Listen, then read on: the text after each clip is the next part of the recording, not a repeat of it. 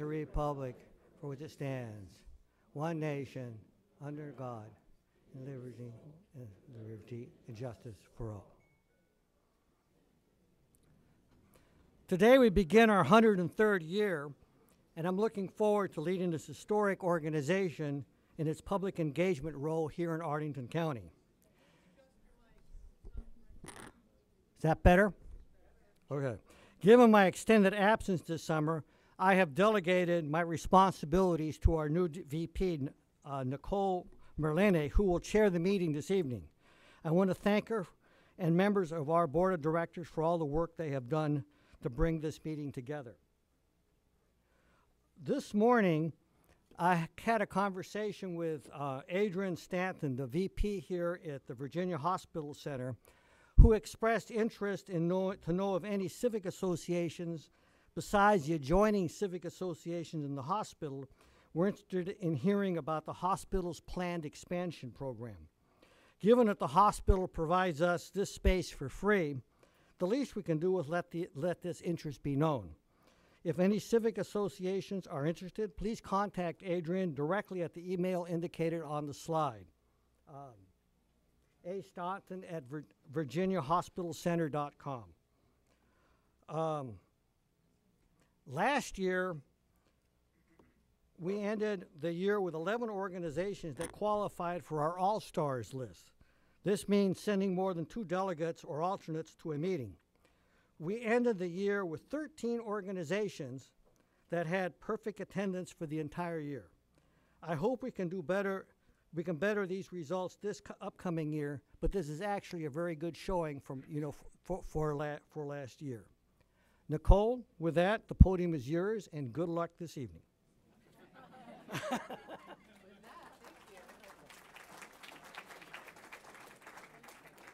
All right, I'll try to get through this because I know you guys didn't come to watch me talk. Thank you so much, Arlington Independent Media, for filming today. Just give them a round of applause. Really great organization here in Arlington. First call to order is to do regular business and approve the agenda, adopt the minutes, and to file the July and August Treasurer's Report. You should have gotten a copy of all of those in the hall. We're going to try to, as I'll talk about in just a second, make these meetings a little bit more efficient, and so we're going to provide a consent agenda for you all to just say you don't support it, and we can go into it, or we'll just move on with the progress. So are there any objections to what you all saw in the hallway? And with that, I would also like to have Sarah just give you a brief note about paying your dues. I'd like to see all our organizations be at 100% this year. With the change in the bylaws, there are a couple of changes that I need to make you aware of. We are now requiring that by the end of October, every organization give us their list of their alternates and delegates plus the contact information, as well as their certification that the organization has at least 20 members. This has become important because we're now governed by the Non-Stock Corporation Act in Virginia, and they have much more rigorous notice requirements for meetings, so we have to meet those. In addition, dues are due by December 31st, and we do not have any longer a grace period after the 31st. So you will need to get it in, we hope as soon as possible. 40 organizations already have done that. So please, I don't want to be hounding you, but all of you have received the information. We sent out letters to every association's president and treasurer. So check that and check the website and check your email, and you should be able to get all that filed. Thank you. Hopefully that's convinced you if you haven't already done so. So the next item will be, I'm going to just touch on this briefly. Hopefully we can come back to it. But one of the great things that we did this year for the first time since 2005 was go through a strategic planning process, which I was very happy to have gone through. I think everyone kind of recognizes that this organization needs to make sure that we're focused, and especially on ways that we can increase our efficacy and advocacy emboldening our members and then also emboldening us as an organization. So I want you guys to all kind of think about what you want to see out of this organization for the years to come and kind of keep that in your back pocket for the open floor mic process. So what we're going to try to do is better our relationship in a two-way street. So instead of us providing you with information all of the time, we're also going to ask for you guys to also give us feedback about what's going on in your communities. This time around is, I promise, to be the last time for us to give you a topic in which we would like you to actually talk about, and that's going to be about our strategic planning process. So if you have feedback for us to think about throughout the year, please do that during this time. For the rest of the year, we're hoping that that's more of just what's going on in your community sort of thing. We want you to be the eyes and ears on the ground. So we'll also go through this in when we get to it, but we would love for you guys to be productive in your comment periods. And so you aren't standing there saying my parking sucks. You're saying there's an open comment period on public parking in this area during this time. You should go to the county board meeting at this time. And if you're interested, then you should go. Anyway, so trying to be productive in our comments so we're not just a bunch of complainers and we're productive members of society. All right. So again, like I said, we're going to focus on this. What aspects of the organization will be important to focus on for the upcoming year? I don't think that we actually distributed that document, but just generally think about advocacy, emboldening our members, and improving our organization as a whole. And so with that, I'm going to drop it over to Lewis for what you actually want to listen to. How do I look at? You're just gonna, this is good. All right. I get music. Fantastic. Good evening, everyone. I want to thank you all for coming out tonight, especially our candidates and AIM, who is recording us. AIM is going to provide us two versions of this evening's meeting. In fact, they're live streaming. This was a test. We weren't sure it was going to work. Next year, we'll advertise that. But they will give us a raw feed link. He says about 90% chance by the end of the week. And then the final version should be available within 2 weeks via a link on our website for candidates who wish to use any of the material and have me in their ads. Or no, just kidding. That's not in my script. Okay, I am Lois Kuntz. I am a member delegate from Alcova Heights and a member of your board of directors. I will be moderating 3 panels this evening, so let me begin by briefly outlining the program mechanics. Our rules for delegates are available in print in the lobby. The order of our panels tonight will be the Arlington County Board, the Arlington School Board, and we have moved the U.S. House of Representatives District 8 panel to last to accommodate a vote taking place on Capitol Hill this evening at 6:30 with Mr. Byer. When each panel is called, candidates should take their places at the table in front of the auditorium. Candidates will have the opportunity to make 2-minute opening and 3-minute closing statements. After opening statements, candidates will answer questions from the Federation delegates or alternates. If time allows, we will also permit questions from non-delegates and non-alternates who are present. The speaking order was determined by coin toss, and we will alternate order for the Q&A for our candidates. As an editorial note, 2 minutes is an excruciatingly short amount of time to cover complex topics. The opening statement by the candidate may preview topics he or she would wish to cover in more depth, and I invite you to ask questions allowing them to revisit those issues if that's of interest. Regardless of what is covered in this forum, I hope that we can all view this as the beginning of a conversation and not the end. This is not an exhaustive accounting. We simply don't have the time for 6 candidates to have a long conversation format tonight. So, with that in mind, I am here to keep this program moving. And the more concise your questions are and their answers are, the more questions we will be able to cover. Delegates who wish to pose a question will form a line at this microphone in the front of the auditorium. And in order to maximize the number of delegates who have a question who are able to ask a question, I will give preference to individuals who haven't already asked a question. Delegates, you may direct your questions to one candidate, but both will have the opportunity to speak on the subject.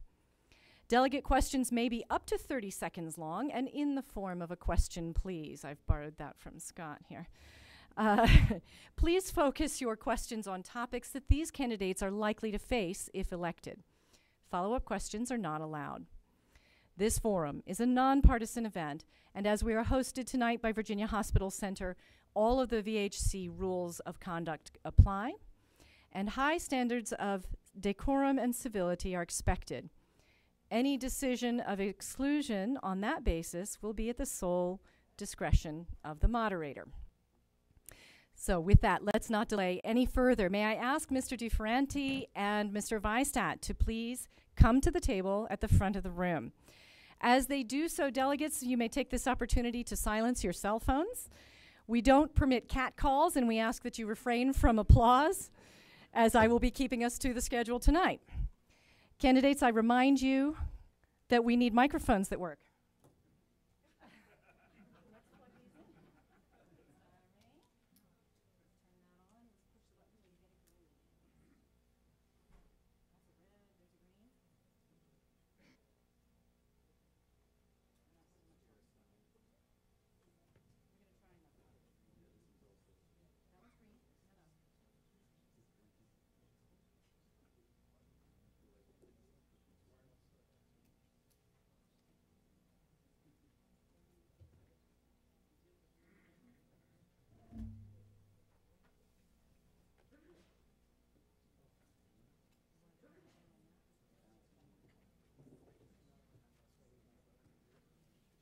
I apologize for that little slip up there.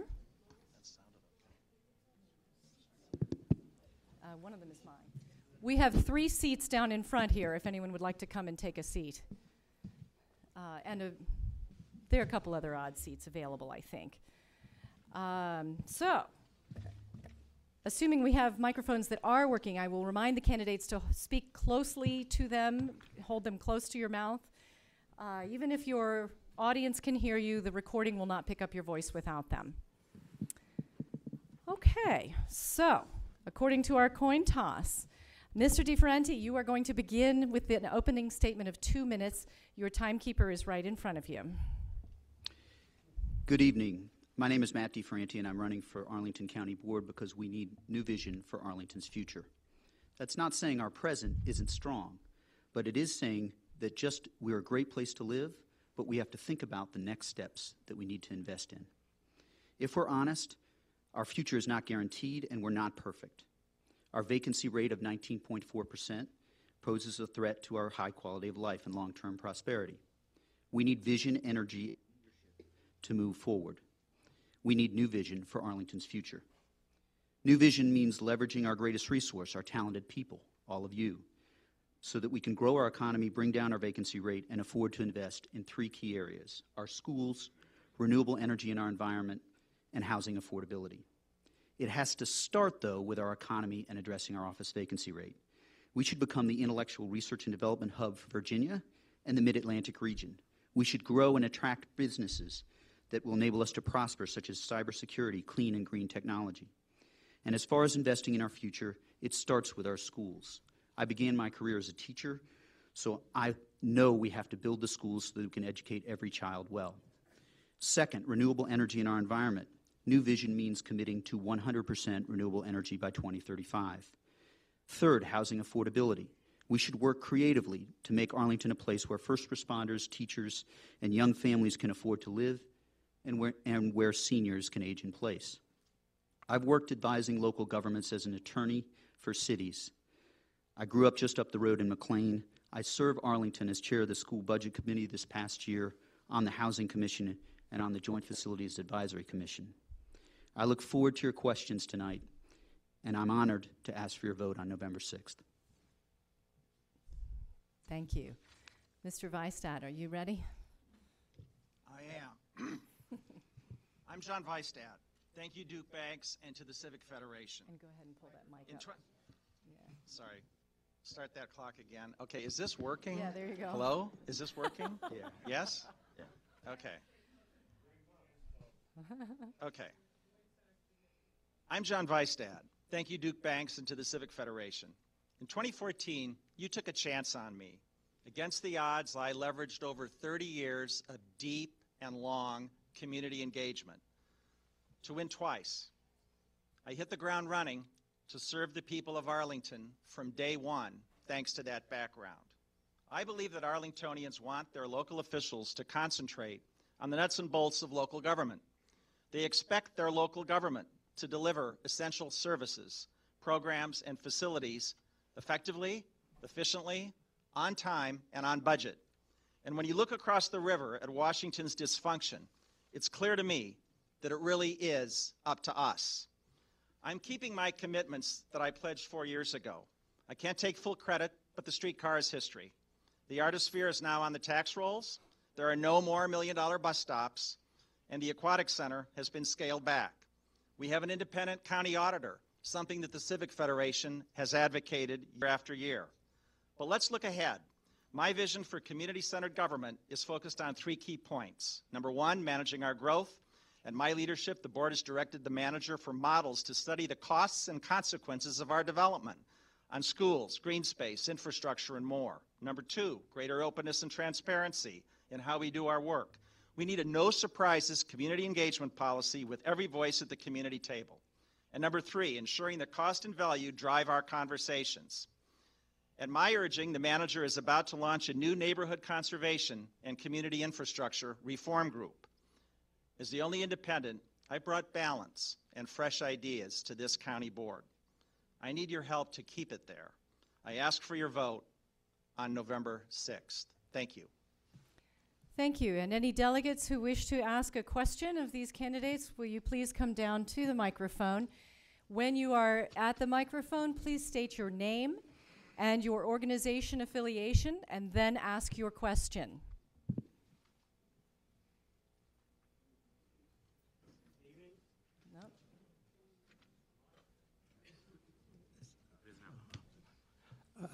Joe Pelton, Chainbridge Forest. Also, I was president of this organization, 1975, 1976. I think I'm the oldest one around.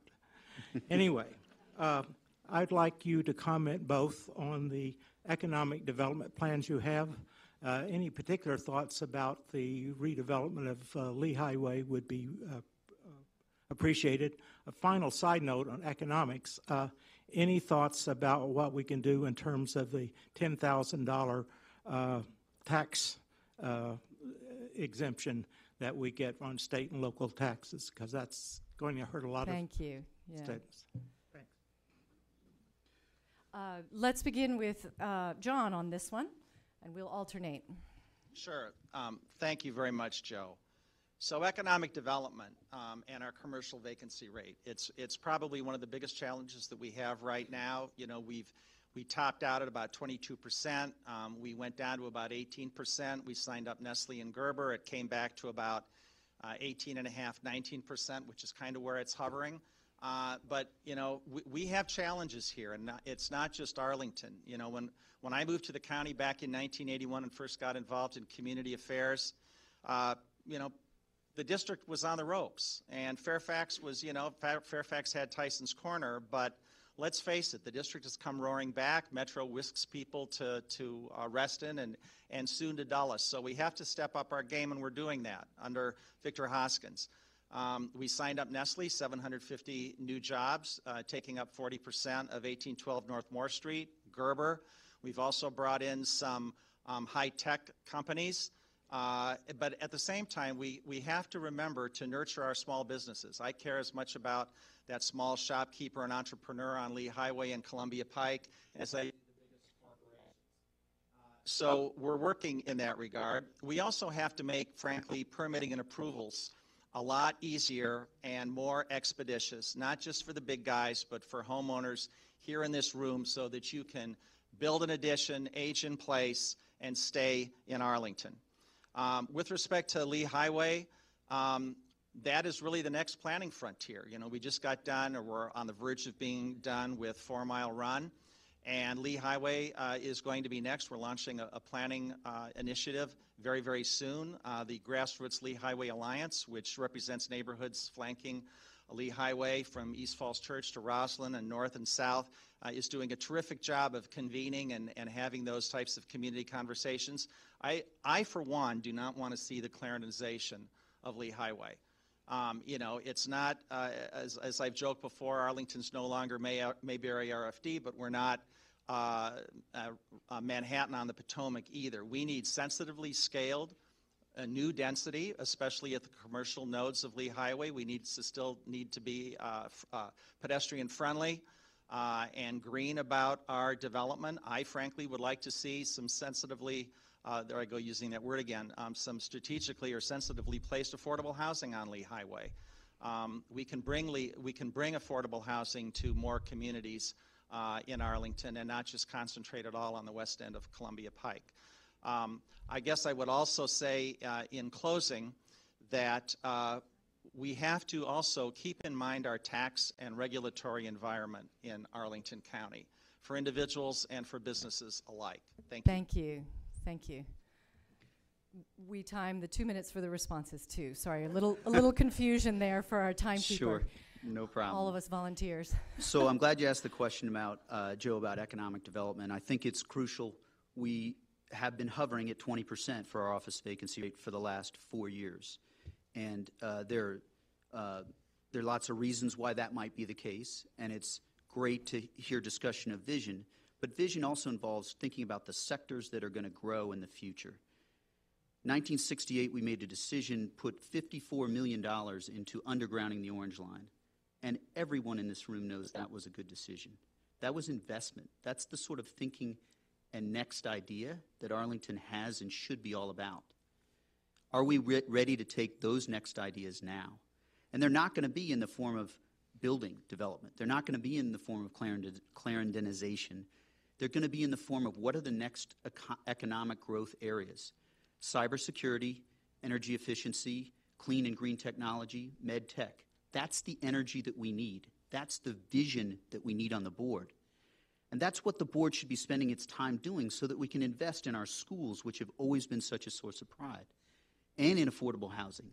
That's what I'll do if I have the chance to serve. There's a couple of different ways in which, John's right, we have gotten more competitive, but we're still right at 20%.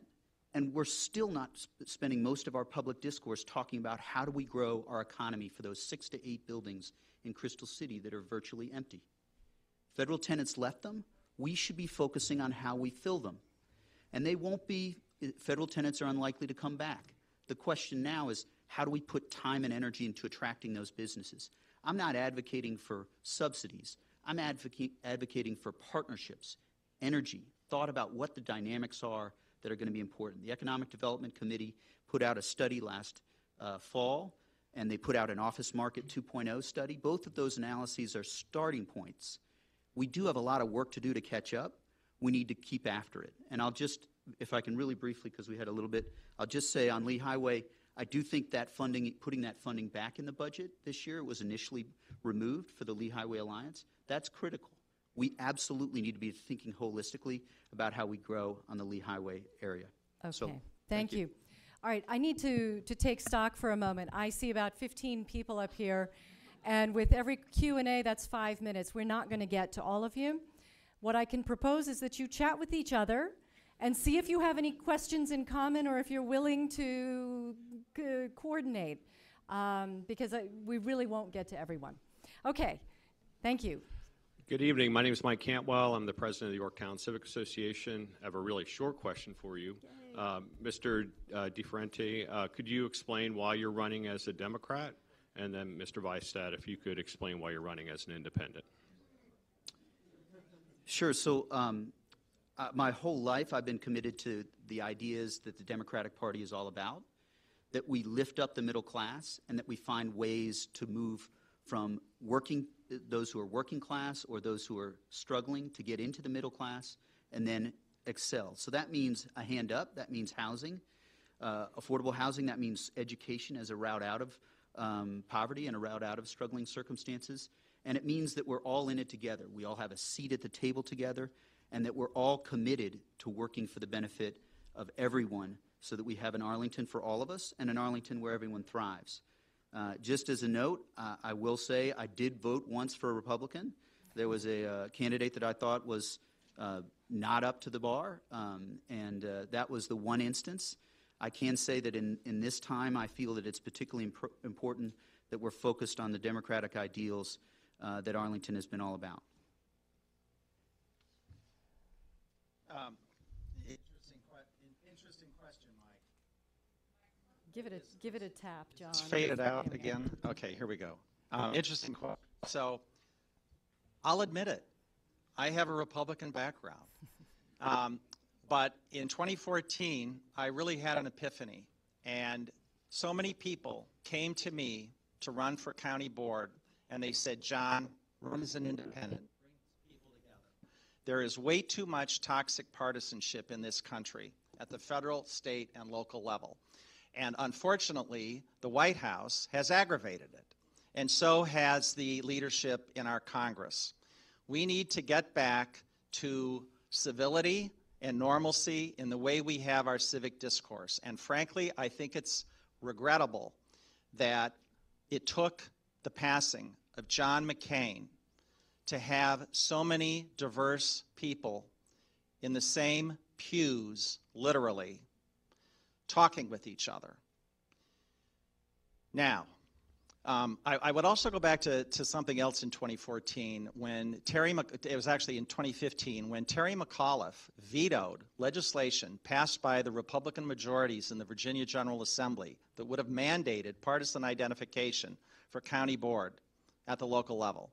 And in his veto message, the governor said, and I'm paraphrasing here because I don't have the quote in front of me, he said that at the local level, partisan politics really doesn't have a place.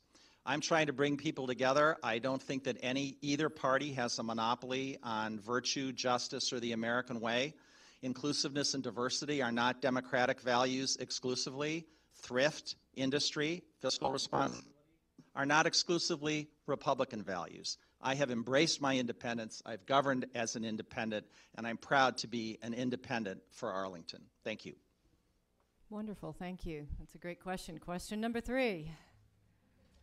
Glad to see you all here. I'm John Toohey with Waverly Hills. My question has to do with the Electoral Board's recent strategic plan and talking about making greater accessibility for voting, specifically in-person absentee voting, having perhaps satellite offices, tying in more with the development community so we can get ahead and get our precincts set up right. This has not been funded. So if I could ask both of you all to, that I'm aware of anyway, I'm getting a look from John, maybe I'm wrong. But, we need to have this accessibility. We're a crowded county. I just wanted to hear your comments on their strategic plan in general and some of the items I brought out in specific. Thank you. Thank you. Okay, I think I'm to start. So I think we've all discovered over the last few years that just how critical it is that everybody votes, that everybody's voice is heard. And I think we need to be willing to invest in smart ways in that. And I think one example is in off years, not for the full 2 weeks, but we should be investing in satellite sites that aren't just the courthouse. I live by the courthouse, but I do think there's a good rationale for a limited investment in a South Arlington site. I'd be open to other sites. We can do that in a fiscally responsible way for 2 or 3 weekends leading up. Early voting sites would be critical. I also have lived your question with respect to the development that changes precinct voting locations. We do need to put some energy into planning there. There are instances where voting locations in Roslyn aren't sites that are easily identifiable, and I think that's another critical place where we need to invest. Thank you very much. So a couple things. In the context of this year's budget, we hear from all the constitutional officers and a variety of other folks who are looking at budget issues. And we had a sit down with Linda Lindbergh, our election commissioner, She and our bipartisan electoral board really do a phenomenal job of giving Arlingtonians ballot access in every way. They make it easy to register. They make it easy to vote absentee, in person, or by paper. And I agree that we need to make the franchise even more accessible. The board, the county board, actually mulled the idea of additional satellite locations earlier this year, and we determined that from a budget perspective at this time we could not do that, but Linda Lindbergh has said that she would like to aim to do that for the next presidential election, 2020. I'm very open to that. A couple of other things that Ms. Lindbergh indicated to us with respect to the elections office, and that is a lot of our voting equipment and records and so forth, I understand, are stored up at Woodmont.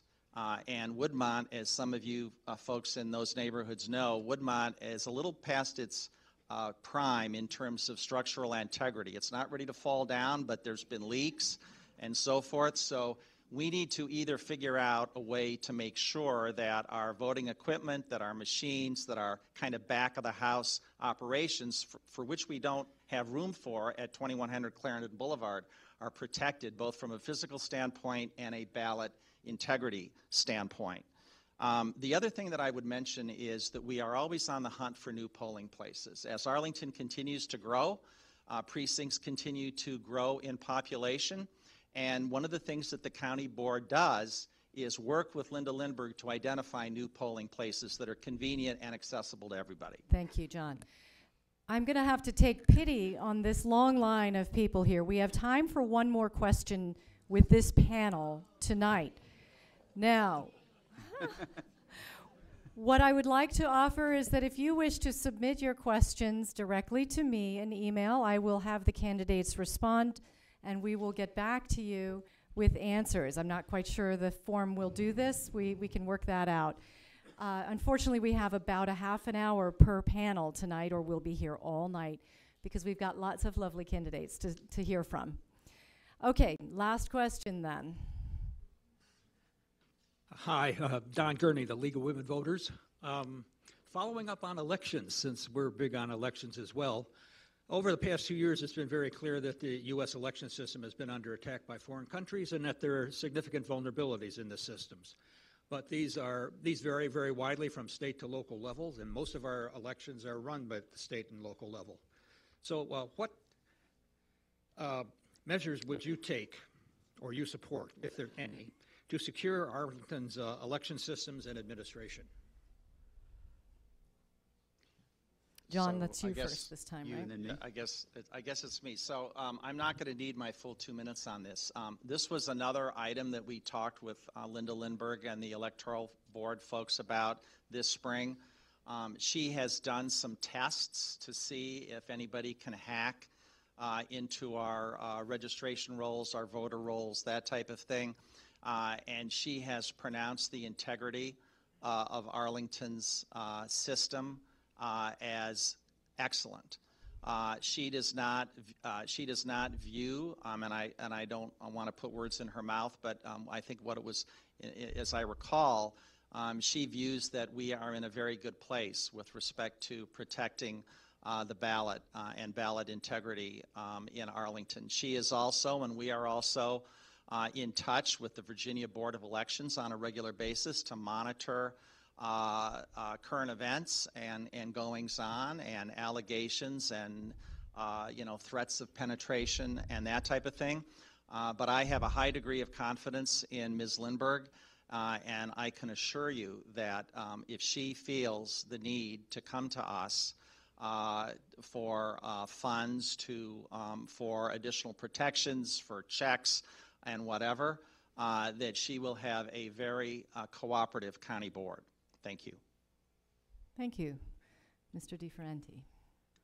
I think this is a question where you can see the link between state and local issues, and to say that there's a firewall between state and local issues is not our lived experience.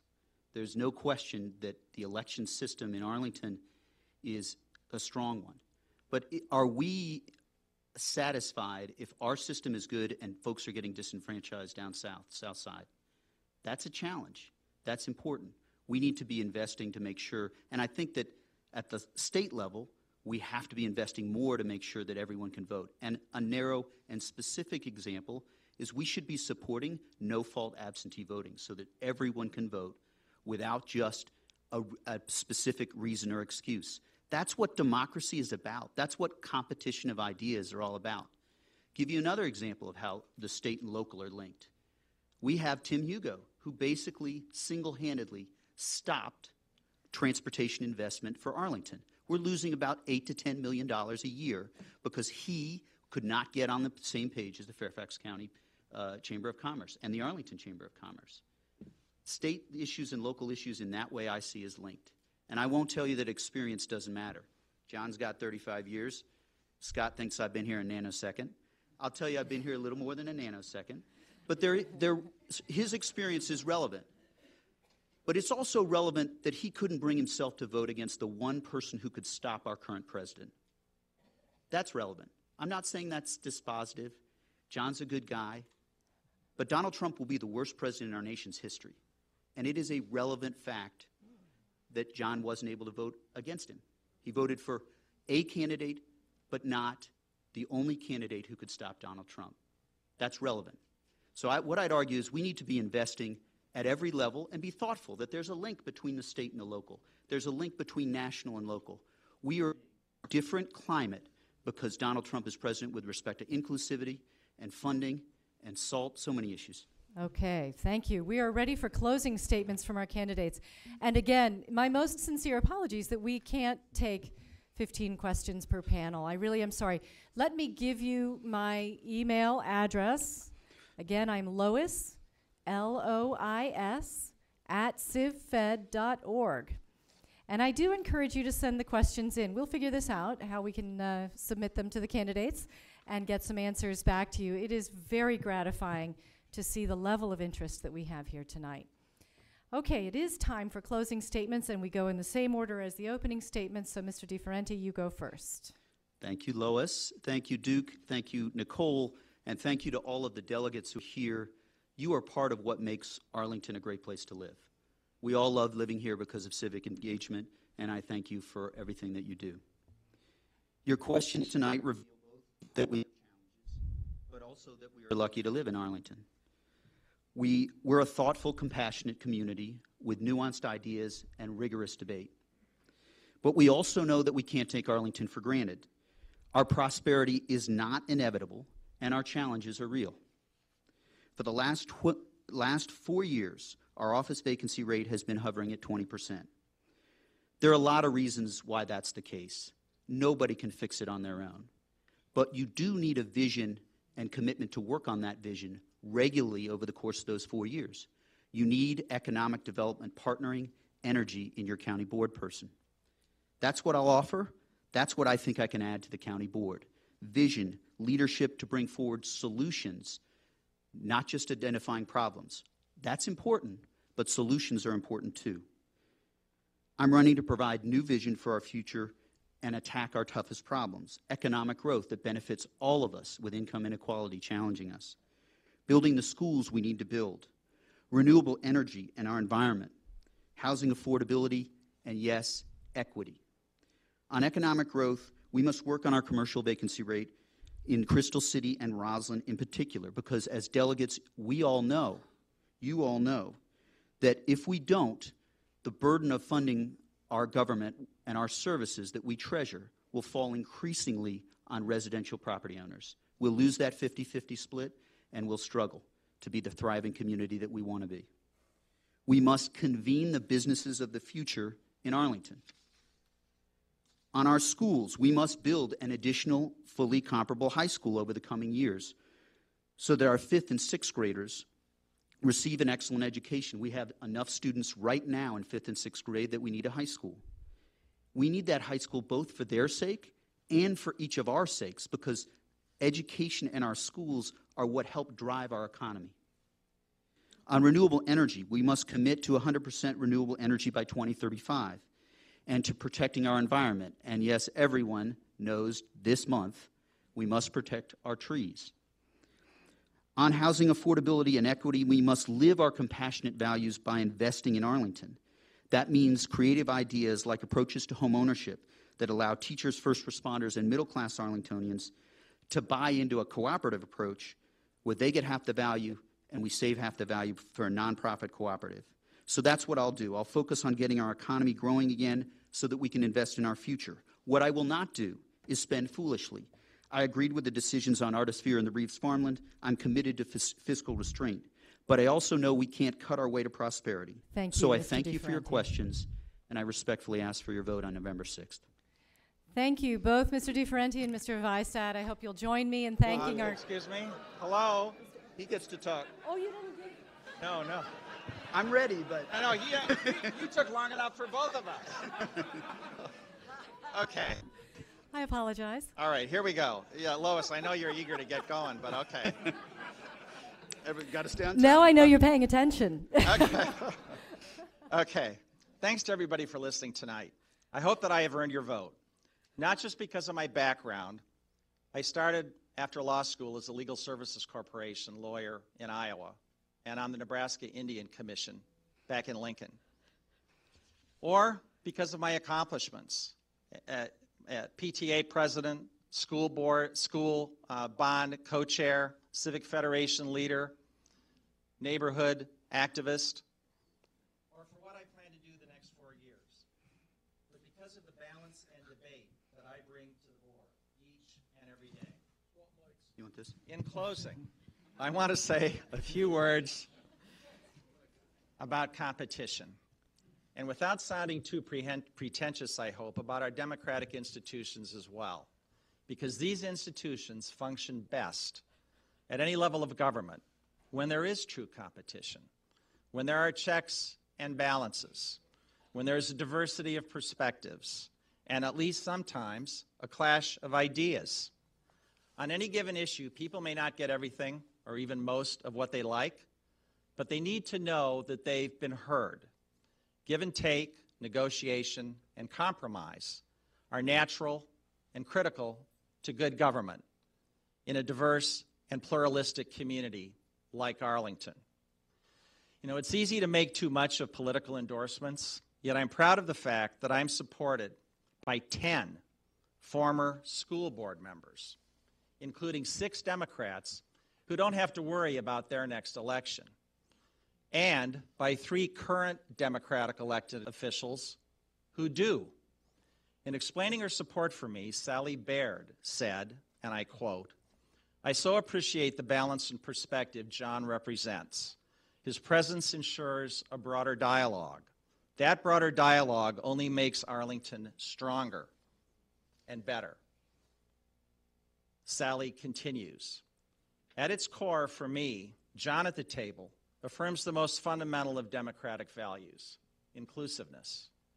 I hope you agree with Sally that I brought inclusiveness and diversity of views to our county board, and our community is the healthier for it. Balance is better. I need your vote to keep it there on November 6th. Thank you very much." And thank you, John. My apologies.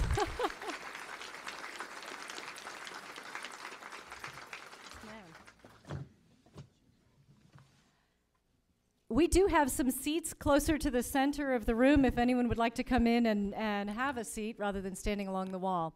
I'd like to invite our school board candidates to the front now. That would be Dr. Clement and Dr. Cannonen. Thank you. That's a fine idea. Yes. Was this your mic? Yes.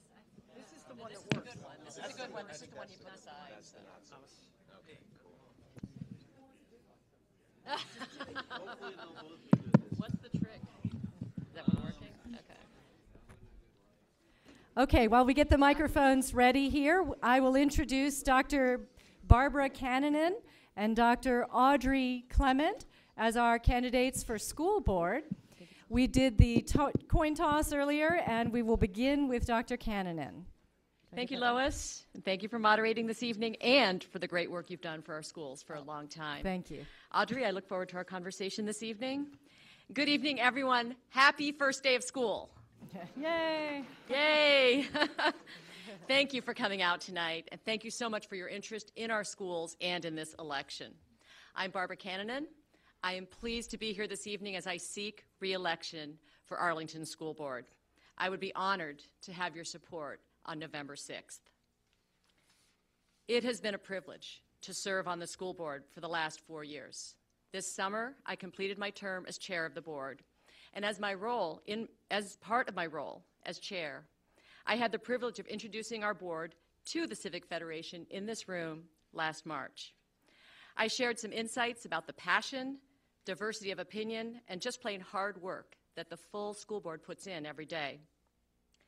As I sit before you tonight, I'm proud to share my record, what we've accomplished together over the last 4 years, and why I'm excited about the next 4 years.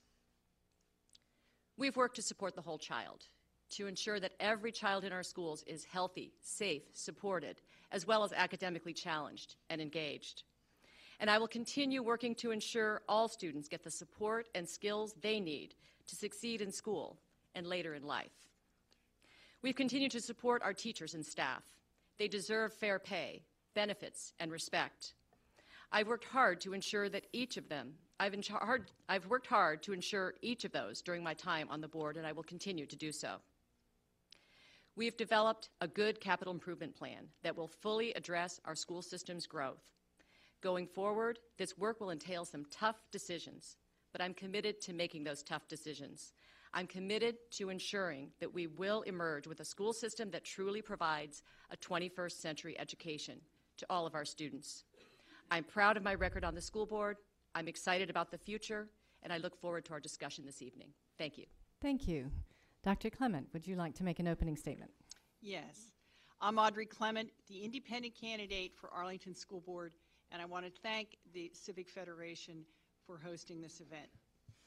As a 14-year Westover resident and civic activist with a PhD in political science and current member of the Transportation Commission, I'm running for school board because the county faces several crises that Arlington Public Schools has failed to address. These include excessive capital spending with millions wasted on schools that have insufficient capacity when built, overcrowded schools with thousands of kids crammed into trailers, declining test scores, a persistent minority achievement gap, and most importantly, a lack of transparency on the part of the school board. For example, as school board chair, my opponent, Barbara Cannonen, recently rammed through a resolution to change the name of Washington Lee High School with no public notice, despite widespread opposition to the name change. The decision was not even placed on the agenda of the June 7th school board meeting. In addition, the school board under Ms. Cannonen's leadership has deliberately misled parents about academic performance indicators, routinely reporting them trending up when in fact they are trending down. I have downloaded this information from statistics available on the Virginia Department of Education website. Finally, APS is spending way too much for new classroom capacity. In fact, 2.5 times the state average per pupil. Some argue that the expenditure is worth it if it buys better schools. Yet both Alexandria and Fairfax County have half the cost of new classroom capacity by repurposing existing buildings. If elected, I pledge to preserve the name Washington Lee High School, reverse declining test scores, close the minority achievement gap, get more bang for the school board's buck, and listen to the concerns of all taxpayers. And now it's time for questions. I think we can anticipate 3 to 4 questions. Again, if you are succinct and our answers are succinct, then we'll get possibly through all 4. Obviously, you won't have to close off questions this time. I'm Stan Carson, Radnor Fort Myer Heights, Ray Farm, and I have a question for Barbara Cannonen. As she knows, I spoke to the school board last week along with others in defense of the continuation of the only Asian school in Arlington using public school facilities. It's the Mongolian School of the Greater Washington area.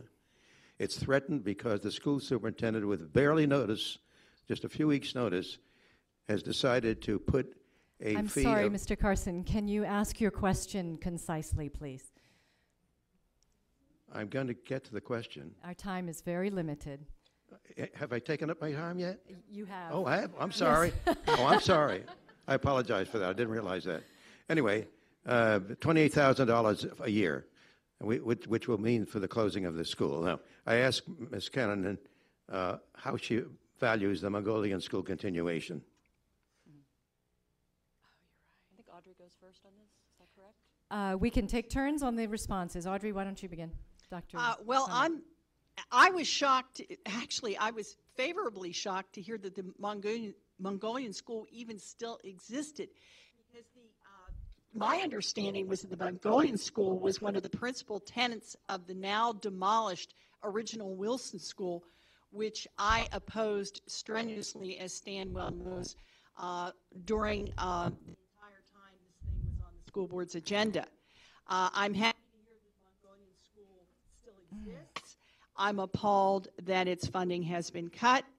But I can understand why it was cut, because the school board refuses to take the steps necessary to constrain its operational costs by modest increases in class size, among other extravagances.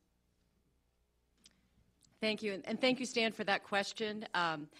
As Stan mentioned, he's had discussions with me in the last several weeks, and also he and a number of people from the Mongolian school came to our school board meeting last week. It was a very impassioned evening.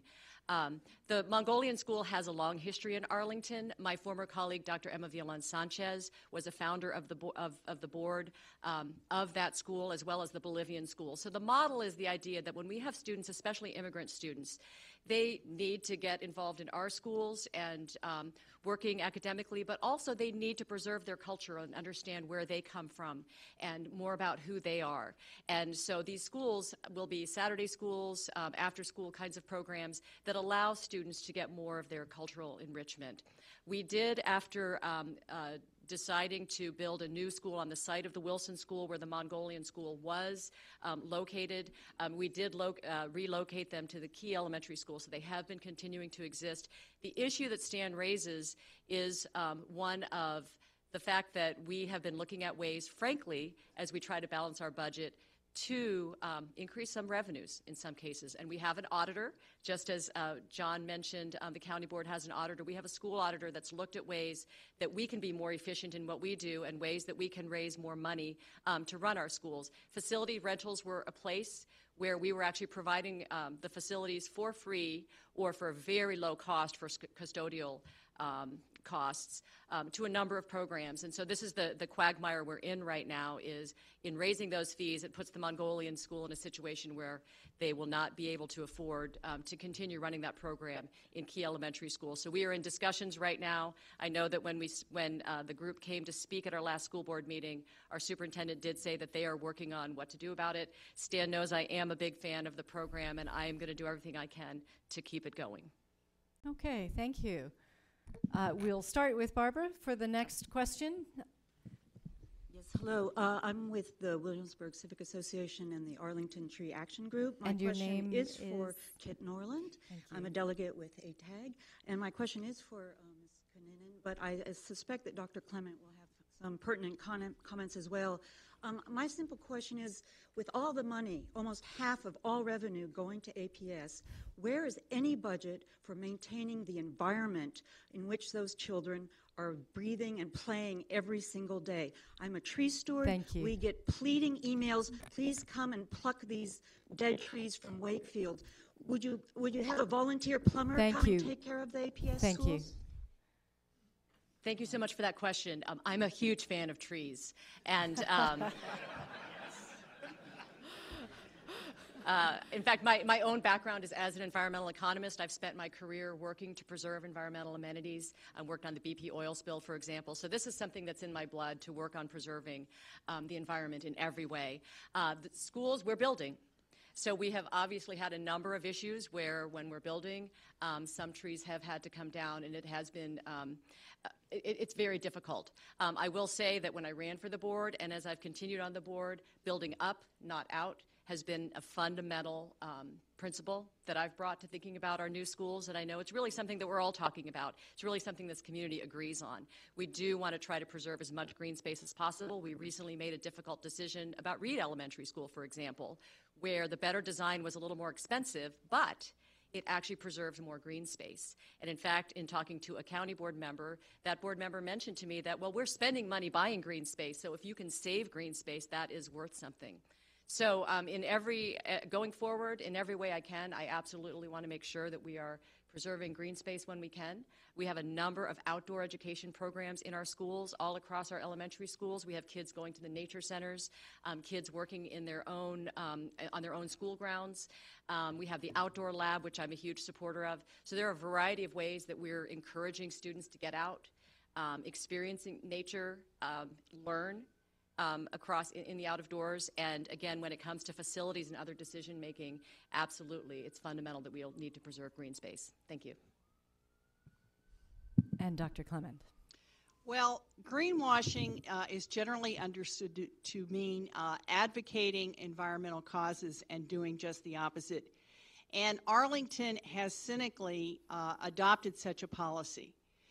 For example, every new school construction site or new school addition site in the county over the last 10 years has been attended with massive tree demolition. Ashland School, almost 100 trees. McKinley School, 80 trees. Stratford, 160 trees. Abingdon School, I've been told anywhere between 100 and 200 trees. Everywhere APS builds new schools or adds additions to existing schools, demolition of tree canopy is in the wake. In fact, when it comes to tree demolition, I don't look at the by right developers in this county. They're not responsible for most of it. The county itself, together with APS, is responsible for most of it. And so I think it's a disgrace for people for county officials, both county board members and school board members, to come before you and tell you that they're committed to environmental causes. That's just simply beyond the pale. I think that the proper thing to do, if they believe that demolition of tree canopy is a necessary function of development or redevelopment, they should come right out here and say it. Now, if I'm elected, I guarantee you that if I can't stop it, I will seriously constrain it. I will require us to maintain the tree canopy in this county as it exists today. Okay, thank you both. I'm sorry, sir, I must remind you that we are taking questions from delegates first, and if time allows, from non-delegates. Mr. Gadjahar. Thank you. My name is Alan Gadjahar. I'm a delegate from Cherrydale.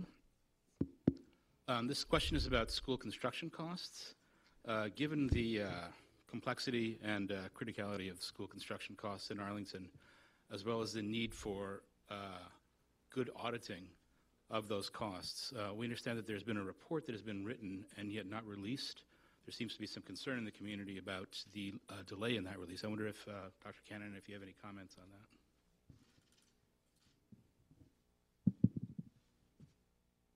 You're first. Oh, okay. Yeah. All right, so I'm answering the question now, I guess. Well, I too am concerned about school construction costs. I've looked at the data, and it is the case that Arlington spends 2.5 times the state average for new classroom capacity. Now, I've been told by many boosters of the current school system that that's okay, because if that's the price that Arlington has to pay for better schools, so be it. But the fact of the matter is that we don't have better schools. We are not performing that much better than Fairfax County. And in fact, the student pass rates reported by VDOE are trending down.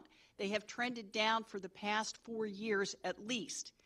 And in response to a question from somebody regarding the trending down of achievement of pass rates in the county, I verified that the state has not changed its assessment forms. It has not changed its the nature of the test that it's asking. They're principally the same, nor has it changed the populations that are being tested. So clearly, Arlington's the additional money that Arlington is spending for new classroom capacity and instruction is not resulting in better performance across the board. So that is one major consideration. The other major consideration is that Fairfax County and Alexandria have found a way to cut costs, and that's called repurposing existing office space and other structures. Alexandria has done it, and so has Fairfax County. There is absolutely no reason why Arlington can't do it. In fact, it could probably do it better because it has a large office vacancy rate. Thank you, Dr. Clement. Dr. Right. Kannanen? Thank you very much for that question. Audrey mentioned academics as well as construction costs. The question was about the audit and construction costs. I hope we get a question on academics because I completely disagree, Dr. Clement, with your assessment of the amazing job that our teachers are doing in our schools every day and the amazing performance of all of our students. I hope we get a chance to talk about that. But there's a lot to talk about in terms of construction cost and the audit. The simple answer about the audit is simply we did commission an audit from our auditor to look at our school construction costs and compare those to other municipalities, especially in the area, but also across the country. The simple answer is that we're hoping to get more data. That report has not been finalized. And so we simply are not going to put it up until it's finalized. But I do want to take the opportunity to talk more about construction costs. So first of all, in Arlington Public Schools, we have produced a portfolio of construction projects, and I really want to remind you all of the economical ones that we have put into place, because we tend to make headlines with one or two of our projects, but the fact is 1,500 seats have been produced by internal modifications and renovations. All three of our comprehensive high schools were expanded by 300 seats for $9 million total. Two of our middle schools, we've done a renovation of the Fenwick Center as well as modifications at the Career Center. We are about to do a renovation at the Ed Center. All of those are highly economical. Most of those come in at $10,000 per seat, when in fact we're otherwise talking up in the upper five figures. So we do a lot of economical projects. But we have a lot of reasons why our schools in Arlington are amazing quality. And first and foremost, it's because our schools are more than schools. And when you compare our schools, for example, buildings to, for example, Loudon, what we're doing with our schools is creating community centers. We build an elementary school, we build a full-size gym so that adults can play basketball in them. That's helping the county with its portfolio of parks and rec facilities. That's more expensive. So we're doing a lot of community amenities. One of our projects is going to have an outdoorly accessible bathroom so that park goers can actually have a bathroom Thank you, to go Barbara. to. I'm Thank sure you. there's a lot of examples. Yes. And we'll continue that conversation in days to come. Thank you both. We have time for one more question. Michael Beer Maywood with the Civics Civic Federation Schools Committee. We need new members. Please talk to me afterwards. I want to ask a question about diversity here in Arlington. Williamsburg is going to go down to 1% student diversity with free and reduced lunch. And we see this trends of resegregation here in our county. What are you going to do to reverse this trend, because the school board has not stepped up to reverse this trend to date? Thank you. All right, thank you. We are an incredibly diverse community as well as a school community. We are now a majority minority school system. And I like to say we have a lot of diversity across our schools. We have the full range. We have schools that have a very low free and reduced lunch population, those who qualify for free and reduced lunch, and others that are above 60%. Most of our schools are in the balance zone, where it's close to the average of 30%. Free and reduced lunch, just so you all know, is the one diversity statistic that we all tend to focus on. It's known research-wise to be an indicator for school student success, and it's also legally a criterion that we can look at. We do look at all six. We have 6 criteria or considerations that we use when we look at boundaries. They are demographics, but also proximity and efficiency, as well as stability, contiguity, which is keeping districts together so that they're not little pockets throughout, and alignment. The fact is, when we look at all 6 criteria, when we're making boundary decisions, the complexity multiplies many times fold. What does happen is it's, of course, hardest to generate great change in our schools that are the northernmost and the southernmost, just by definition of when we're doing boundaries, we're generally going to group our boundaries near the schools that we're districting for. So there are a lot of complexities to it. We absolutely look at demographics with all of our boundary processes we've been through. We have another one coming up this fall. It's definitely going to be looked at. We have put together an extraordinary staff over the course of my tenure on the school board. As we got into this point of needing to do a lot of boundary changes as we're growing and expanding, we have put an extraordinary staff in place who do a lot of data crunching for us, a lot of community outreach. They get out and talk to community members all over Arlington. We do as well. We do as much as we can to be positive and constructive and build good scenarios. Thank you, I think Barbara. Going forward, we're going to see a good process this fall. Thank you. Okay. Dr. Clement? Well, this is an excellent question, but my answer is this. I've looked at the data, and I've discovered that black students perform as badly in mostly white schools as in predominantly people of color schools. So, in other words, wherever the blacks and Hispanics are in Arlington County, it doesn't make any difference. Their performance is trending about 20 points lower in pass rates than their white counterparts. Now, I do not believe this is specifically the result of this particular school board's boundary decisions. I believe it has to do with pedagogy. I believe it has to do with the method of teaching that afflicts all students, black and white. The difference between the white students and the black and Hispanic students is that the whites are probably, because of their family structures, better able to endure or sustain the teaching, the method of rote teaching that is imposed upon them. In other words, I think the culprit is the teaching method, not the boundaries or the particular physical locations of the schools. But I'm not an expert on this matter. But therefore, I would not ask other people to agree with me on that point. What I would do to attempt to remedy the situation in the short term is to promote tutoring in predominantly black and Hispanic neighborhoods. In other words, to devote some appreciably greater segment of our instructional budget to after-class tutoring programs. That, I think, might be a better way to go than to insist that we either bus kids from one neighborhood to another or alter the boundaries of our schools as a way to enforce diversity. Thank you. It's time now for closing statements. Each of you will get a chance, I promise. We will proceed in the same order, beginning with Dr. Cannonen. All right. Thank you, Lois, and you're doing a great job this evening. Thank you so much. Audrey, thank you for the discussion. Thank you, everyone, for coming out this evening and for your great questions. We talked about a lot of issues this evening, and I wanted to share a few final thoughts with you, especially about why I am the right person to continue the important work of the school board going forward. First and foremost, I value our teachers. I will never blame them for student progress. They are front and center, the main thing that's happening in our schools, their work with our students every day in the classroom. They're professionals, they're high quality, they deserve to be heard and valued by everyone on the school board and our entire school system.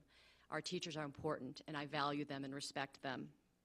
In fact, on top of just bringing that respect, I have always prioritized two things that are fundamentally important to teachers: getting their step increases, the basic salary raise that shows that we value their work, and also keeping our class sizes a reasonable size.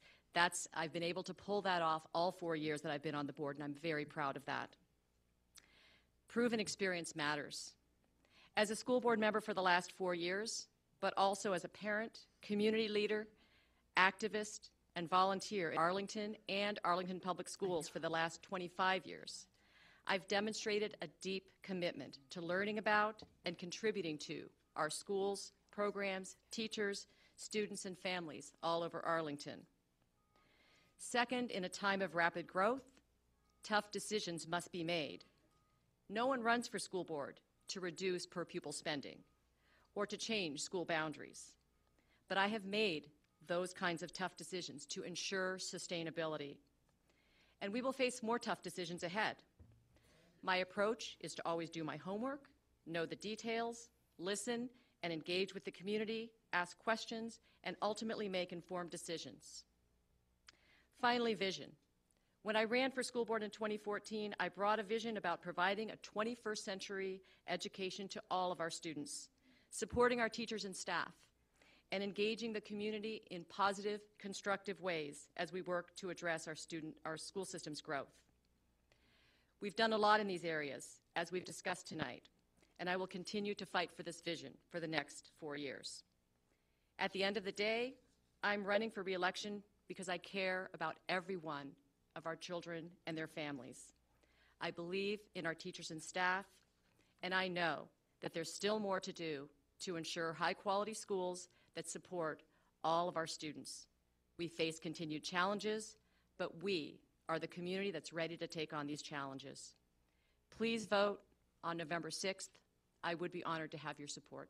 Thank you. Thank you, and we'll finish with Dr. Clement. Thank you, Civic Federation members and leaders. Together, I'm very grateful to be here. I'm Audrey Clement, the independent candidate for Arlington School Board. Tonight, I outlined some major failings of the current board, and here are some specifics. APS spends excessively for both new classroom capacity and instruction. For example, the price tag on the new 775-seat Wilson High exceeds $100 million, while Loudoun County's new 1,800-seat Independence High will come in at $92 million, or less than half the per-pupil cost. The Washington Boards of Education Guide reports that Arlington spends $19,340 per pupil per year, $4,500 more than Fairfax County. Yet Virginia Department of Education statistics indicate that all Arlington high schools are on a downward trend. Since 2014, Washington Lee pass rates have declined in all 5 categories tested, and Yorktown and Wakefield have declined in 4. Shockingly, the average SOL pass rate for black students at Washington Lee has dropped 12 points during Ms. Kennan's tenure, and GreatSchools.org rates Washington Lee as average and Wakefield as below average. Incredibly, when a motion was made to add improved academic performance to the APS vision statement earlier this year, Dr. Kennan voted against it. The renaming of Washington Lee has been sold as a social justice issue. The opposite is true. As the first public high school in Virginia to integrate, Washington Lee is in fact a civil rights landmark. One of the original black students, Charles Oggins, wrote a letter in the Sun-Gazette opposing the name change, which was also signed by Carmela Ham, currently on the board of the Arlington Black Heritage Museum. Worse, however, is the divisiveness engendered by this ill-advised decision. We have seen the enmity, bullying, and hate that has resulted from renaming former J.E.B. Stewart High School in Falls Church. Is this what we want for Arlington? If you're concerned about the direction of Arlington Public Schools and looking for better leadership, then look no further. If elected, I pledge to eliminate divisive and costly measures, such as renaming schools, build schools, not trailers, on time and on budget, reverse declining test scores, close the minority achievement gap, and do all of this without demanding more money from County Board. If you share my agenda, then vote. Spread the word about my candidacy, volunteer to help, donate to my campaign, visit my website at audreyclement.com. Together, we can make Arlington Public Schools provide all students with an excellent education at reasonable cost. Thank you. Thank you both very much for that informative panel.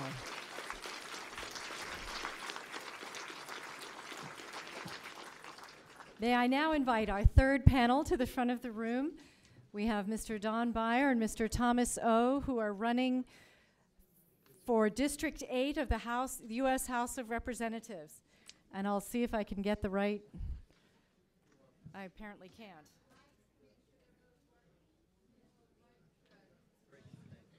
Testing, testing. 1, 2, 3. There we go. Thank you. Yeah, there was some trouble with the mics earlier. Yeah, that was from us, yes, sir.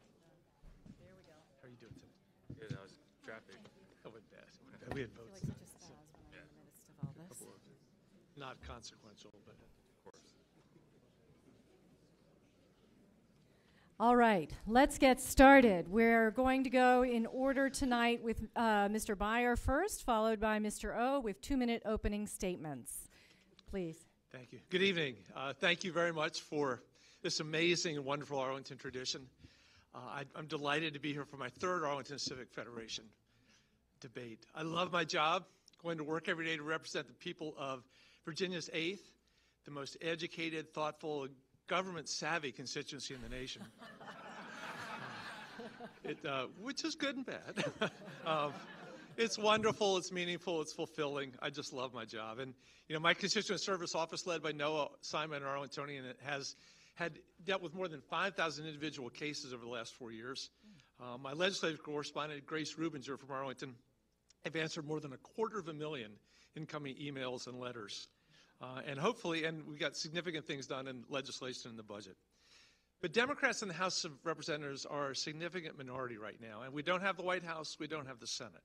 So I think my work tonight is to lay out the agenda of what we can accomplish if we take the majority back.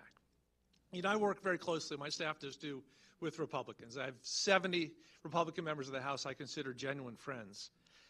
But if you elect me to a third term, I am deeply hopeful that we can take back the U.S. House and really take a different direction as a nation. These policies are many, many, but let me just mention 3. First, when I first ran, and ever since, I've promised to be the strongest, clearest voice I could be to fight climate change. And I've led the fight against, I thought, very ill-considered EPA policies on the environment, clean air, clean water, and the like. I've worked very hard to fight bigotry. I'm the lead sponsor of the Religious Freedom Act, which says no one will be denied admission to the United States because of their religious beliefs. And the entire Democratic caucus, including me, has worked very hard to preserve the Affordable Care Act. And finally, we need to shape a new American economy. Immigration reform, women's economic empowerment, an increase in the minimum wage, paid family leave, and infrastructure investment. My background is lieutenant governor, ambassador, car dealer, father, all puts it together to try to be your best representative. Thank you. Thank you so much. Yes. Mr. O. Thank you, everyone, for having me and taking time out of your busy lives to come. It truly means a lot. My name is Thomas O. I'm a veteran, public servant, and hardworking Korean American. I've led our troops abroad, America's sons and daughters, who volunteered to make the ultimate sacrifice. I worked as a mover and struggled to pay bills. I know when to stand up and when to not back down for what's right. I also know when to, and I'm willing to work with people to achieve common sense solutions. I don't come from a rich, powerful, or well-connected family. My family immigrated from Korea, which used to be a war-torn country. My father taught me to fight harder than everyone else in order to succeed as a minority chasing the American dream. That's how I became an Army Airborne Ranger. That's how I learned to never quit, and that's why I will fight harder than any other congressman to represent you. I never planned on running for United States Congress. However, after years and years of having the same lack of representation, we must see who these career politicians have been working for. I served our country abroad to uphold the Constitution, to protect Americans, and to keep our country safe. Yet, back here at home, life gets more expensive by the day, adding to struggles the same working class that I come from. Healthcare hasn't become affordable. Homes are definitely not affordable. Rent gets higher every year, and at the same time, our nation gets further into debt. We're almost at $22 trillion of debt right now. Corporations and lobbyists continue to buy our politicians who are already among the elite. It's obvious that there's a problem in American politics. The career politicians do not work for us. We deserve a leader to represent us. We need to elect a Congress that works for everyday Americans, not their political parties, personal ego, lobbyists, or big corporations. I'm ready to change Congress, and we will change Congress together. Thank you. Thank you very much. That's great. We will again go to questions. Those who would like to pose questions, please come down to the microphone. And our long-suffering delegate, please. Nacha Clough, delegate with the Women's Club of Arlington. Speak into the, turn the microphone down towards you a little bit, just tilt it down. Okay. Nacha Clough, delegate with the Women's Club of Arlington. Children screaming their hearts out, not only in cages, but before immigration judges without lawyers. Human, civil, and constitutional rights are the soul of the American dream and experience. What is your position on keeping families together? Let's start with Mr. O on this one, and we'll alternate. I definitely do not believe that children should ever be separated from their parents or their families unless the child's safety is at risk. Now, my family, once again, immigrated from Korea to seek liberties, opportunities, and freedom. I like to see the same opportunities be given to today's immigrants. I think we need to actually expand legal immigration. If people are coming into our country and we have a shortage of labor in a certain workforce, like we saw with the blue crab industry, let's hurry up and bring them in. It shouldn't take 2-6 months for a visa to process through. We need to speed it up to get our economy going, to actually have jobs. But then again, I also understand the concept of rule of law. My stepmom, for example, when she got remarried, she wasn't able to travel to Korea because the travel restrictions during her green card process. And, for people who come here, on the right terms, by following the rules, it's not fair. But rather than closing the doors, being ethnocentric, or shutting doors, we should help people. America is the beacon of hope. That's why this country is so great. As long as you try your best, it doesn't matter how much you come to this country with what money. You can achieve the American dream, or at least still try to. I'm trying to make sure the American dream still exists, not just for Americans, but for our immigrants. Thank you. Mr. Meyer. Well, I agree with Thomas that separating children is an absolutely horrible thing. I think we will look back on this phase of history with extraordinary embarrassment compared to the Japanese internment or some of the earlier Supreme Court decisions. I was perhaps the first member of Congress to hit an airport after the Muslim ban in the first couple of weeks of Trump's office, working very closely with CARE and others on the many people who were denied admission in the United States. With the recent family separation, I again looked hard to find fathers and mothers who'd been separated from their kids and spent a whole afternoon with it, 2 dads up in a jail in Glen Burnie, Maryland. And then a few days later went out to Youth for Tomorrow, the youth home that Joe Gibbs started. I was chairman of the board for a number of years and snuck in the back way to talk to 60 kids, girls and boys who've been separated from their mothers and fathers, and hearing their stories through translators. I've been deeply involved in all the immigration reform, and with due respect to Thomas, the challenge is that we have been unable to pass bipartisan immigration reform in the U.S. Congress. We have Stephen Miller from the White House is driving immigration policy. The president's policies are absolutely opposite of American values, and unfortunately, the political leaders in charge right now, the Paul Ryans, Kevin McCarthy's, will not allow common sense immigration votes to go forward. With due respect to Thomas, we need to get leadership in Congress, including Republicans. There are a couple like Will Hurd from Texas who want to do the right thing. But so far, we've made no progress whatsoever, which is one reason it's so important that we flip Congress and get comprehensive immigration reform in the first half of 2019. Thank you very much. Are there any other delegates who have questions? So technically, I'm still an alternate from Lion Park. Fantastic. Fantastic. I'm delighted to hear it, Mr. Gutschall. As far as I know, I have not been deleted You from are the qualified. roles. Okay. Right. Our county board members are allowed to ask questions. That's good news. Well, as long as there are delegates who wish to, we do give priority. So we'll have Mr. Meyer start with the answers to Mr. Gutschall's question. I do have to with ask the the answers to question. Mr. Gutschall's question. Thank you. Yes. So Eric Gutschall, alternate from Lion Park. So the question for both of you is that what seems to be happening right now is that the tax burden is being shifted to the local level increasingly. So we're finding that from everything from social services, transportation funding, all of those things that we used to rely in some part on federal and state dollars increasingly falling to the localities. And meanwhile, on the federal level, it's not as though it has achieved any reduction in the federal deficit. So for the question for both of you is, what can you do to help make sure that we can still meet the needs and services that we need to provide as at all three levels of government, local, state, and federal, with a fair tax allocation system? Great. Oh, well, Eric, thank you very much. You clearly come at it from an informed perspective right now. Let me give you the short answer and the big answer. The short answer is we can do something very constructive about infrastructure funding in the next Congress.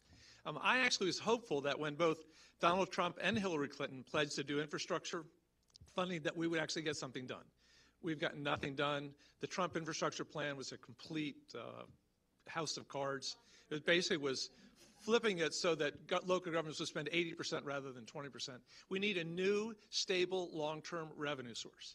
It could be a carbon tax, it could be a financial services tax, it could be something, because we have not raised the gas tax since 92, 93. It's been whittled away by inflation. We are now, according to the Society of American Engineers, $4 trillion behind in infrastructure investment. One of the things I'm very proud of is with Mark Warner and Tim Kaine, we got the $250 million for Arlington Memorial Bridge, but that's just a drop in the bucket. On the larger scale, Thomas mentioned the $22 trillion in federal deficit, which is absolutely right. But once again, there's not been the political will to address Social Security reform and Medicare and Medicaid, which is 75% of the federal budget. You can't balance the budget on discretionary spending alone. It's impossible. What you do instead is take money away from local governments. And there are very good initiatives out there, bipartisan, to fix Social Security through 2100 that I'm a lead co-sponsor on. But again, we have to have the leadership that allows us to vote on the floor to make these happen. Thank you. Mr. O. Now, I want everyone here to ask themselves, within the last 4 years since Byer's been in office, has your taxes gone up locally? He had his chance to make a difference. You know, for example, the meals tax just got passed in Alexandria City. I know there's a meals tax here in Arlington. It was very unpopular. Most people don't even know about it. When I tell them, hey, you know about the meals tax? They're like, what? And they look at their receipt and they're surprised. Now, if you want to stop these tax rates going up with local leaders, you know, as a congressman, my expectation of you is to reach out to these local leaders, mentor them, coach them, not take money from people like Justin Wilson, who voted in support of the meals tax. How does that make any sense? That makes no sense to me. And as far as the tax system, I like to see a bill, and I would like to introduce a bill where we can have a tax system based on the market rate. For example, 100K in the DC area doesn't really seem like 100K. It's more like you're making about $70,000 in Atlanta, Georgia. So why are you getting taxed at a 100K rate when you're really making about $60,000 the market rate? We need to make sure that taxes are low so that people can grow. Many people have this misconception that lowering taxes only helps the big, rich corporations and the wealthy. But what about the middle class? What about the poor? 5% to us means a lot. People like me live paycheck to paycheck. Taxes, whatever it's 50%, 30%, 60%, it means nothing for the wealthy because they can actually afford it. Now, for the working class Americans like myself, we need to make sure taxes are lower and assessments are actually fair on property. Okay, thank you very much. I will repeat that anyone who doesn't get an opportunity to ask a question tonight, please email me at lois@civfed.com. This will be our last question for this panel. Herschel Cantor, Williamsburg Civic Association. As the president might say, some people think that democracy is threatened, in fact, by the president. And I wonder if the two of you would comment on that and what you might do in Congress about it. Mr. O, you start on this one. Okay. As your next congressman, I promise one thing: always put people before politics. I will always take the time to read a bill. I don't care if it has an R next to it or a D next to it. I want to do what's best for people of this district. Look at Don Byer's voting record. It's all there on public. See how hyper-partisan he's voting. And as far as ensuring democracy, we need to make sure that everyone here has the ability to vote. You know, we need to do voter outreach. People are educated. We need to incorporate new technology, such as blockchain technology, to secure the integrity of our election system. Thank you. Thank you. Well, Herschel, thank you for the question. My wife wakes me at 3 every morning to talk about the democracy being threatened, so I know it very well. But first, I think Thomas criticized my record very briefly about taxes. I think the most important tax vote I took in the last 4 years was voting against the Republican tax bill, which was a terrible piece of legislation, the largest legislative deficit in American history. We're now finding that 83 to 87% of it is going back to the wealthiest corporations and being spent on dividends or corporate, buying back stock. Exactly the opposite we want, and virtually none of it is going to the American worker. We have 30 years of stagnation in the American worker stuff, and if you just look specifically at Arlington and Alexandria, the SALT provision to make the non-deductibility of your local taxes non-deductible is going to mean a tax increase for virtually every middle-class person and up in Arlington, Alexandria, Fairfax. By the way, I'd never weighed in the meals tax. For a local person like John or Eric, it's the choice of real estate tax or meals tax. On the 1 minute, this president, I confess, I wanted him to be a good president. I didn't vote for him. He's a disaster. There's not a single thing that Donald Trump has done in terms of his character, his personality, the way he treats people, that I would want my children or my grandchildren to emulate. If we take back the House, we will see his tax returns in January of 2019. We will be able to provide oversight for the first time on the EPA and Interior and IRS and all these other places. We will be able to, by the way, a lot of people are pushing for impeachment. I don't believe impeachment should ever be partisan. The only way we would ever impeach Donald Trump is if there is a significant number of Republicans, based on what comes out about Russia and the Mueller investigation, want to do that. But we're not going to do a Democratic impeachment of a Republican president because we don't want a Republican impeachment of a Democratic president. It has to be done together.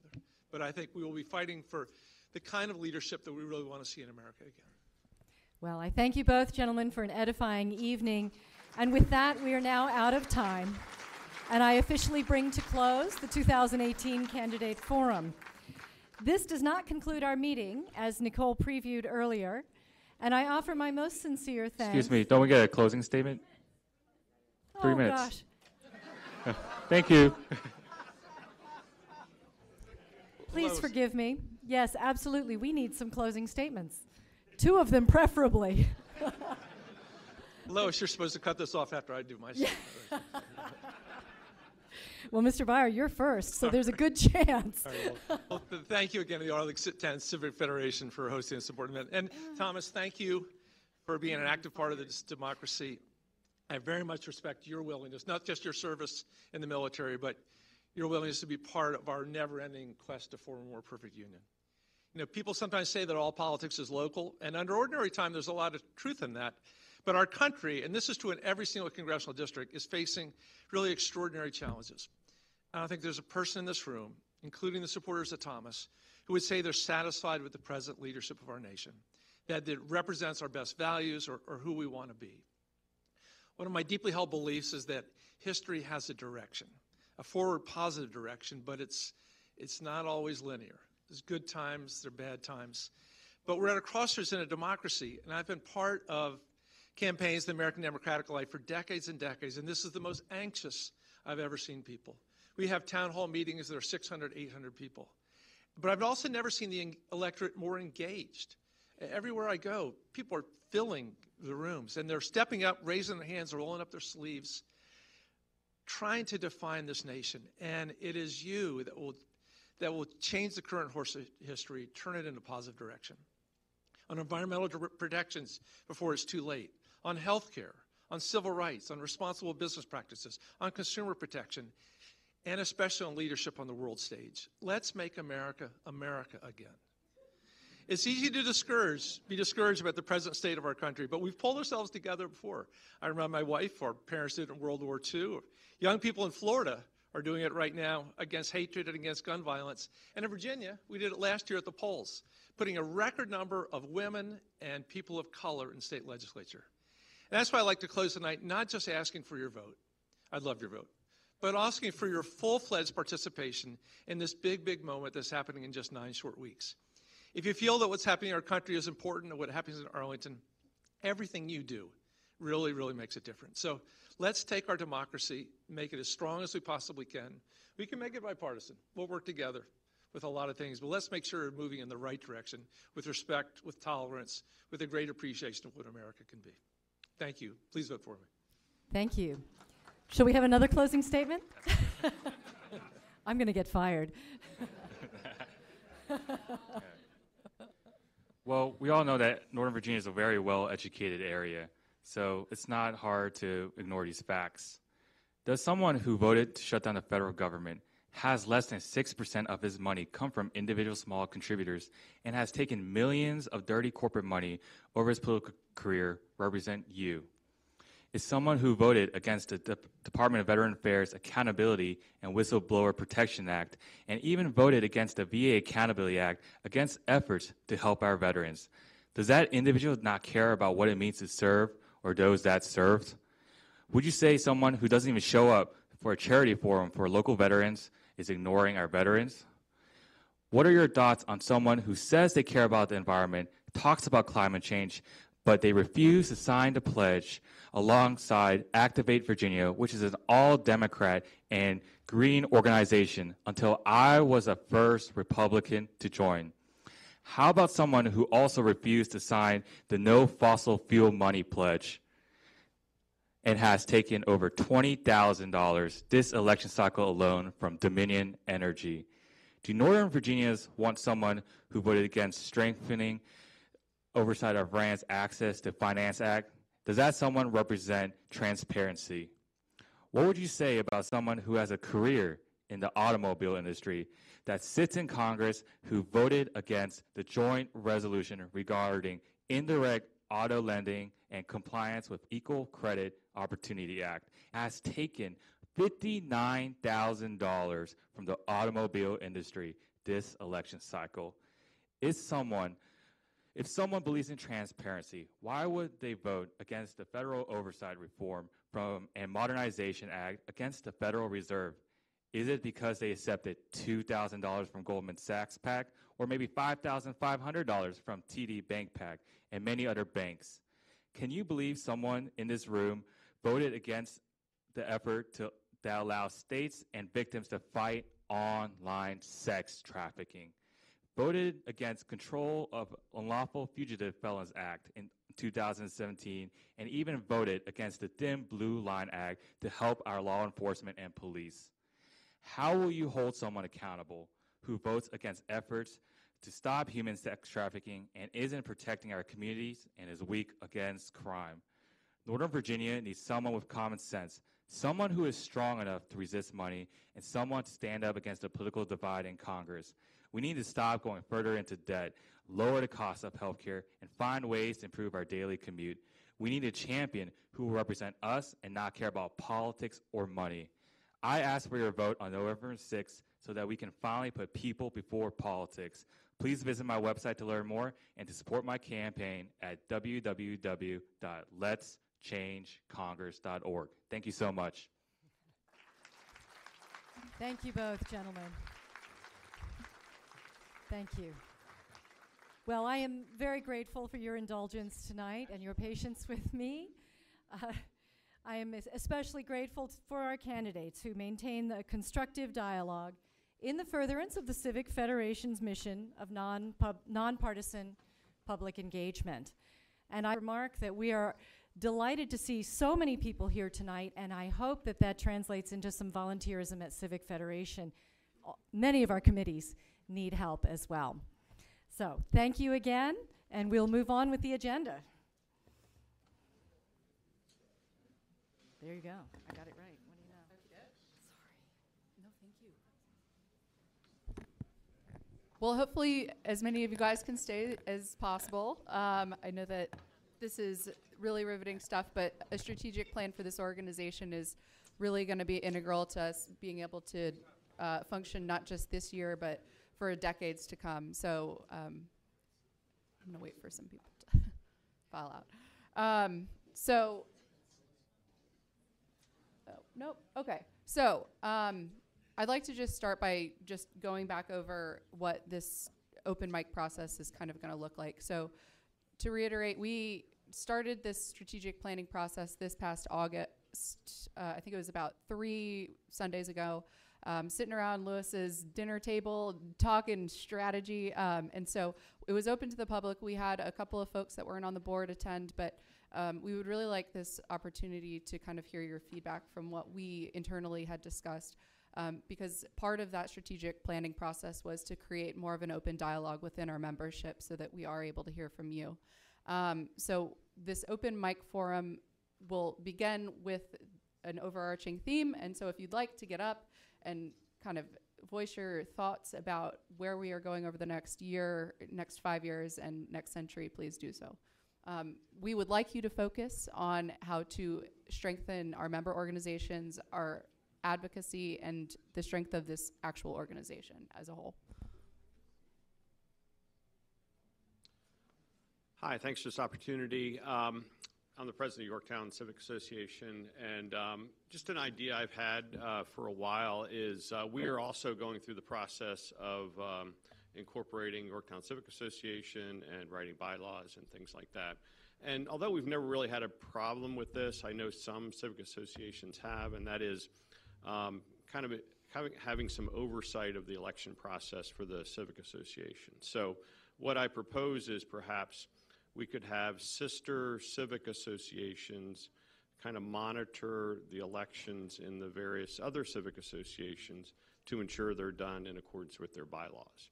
So just want to propose that, and perhaps the CivFed could help to organize that to help do that. And normally we won't have a response, but for this one particularly, we have been talking about potentially pairing up some of our really strong organizations with some of our not as strong organizations. There are some that have, tens of thousands of dollars in their budget and many, many, many volunteers, and then some that have about 10 people come to each meeting and have about $1,000 in their budget. And so making sure that those that might be part of that matching process. So thank you. But again, trying to figure out where to focus our efforts, especially amongst those three things. Sorry. Pete Olivier, Glenn Carlin.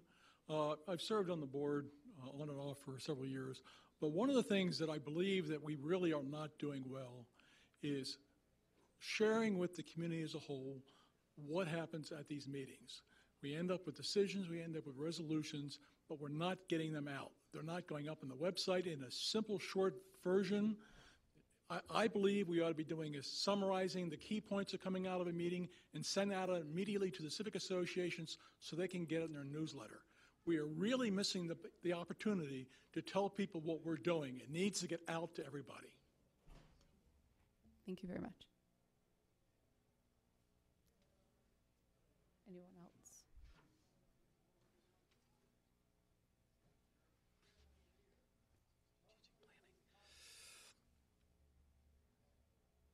Michael Beer Maywood. The health of the Civic Federation is substantially dependent on the health of our local civic associations. And so any strategic planning process, I think, really should be grounded strongly into listening to our civic associations. This is not, enormously enlightening, but just to remind ourselves of that priority of really listening to our civic associations. Thank you so much.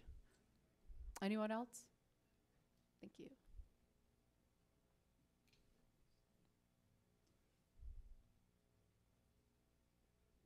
Hi, I'm Carly Kelly with Madison Manor.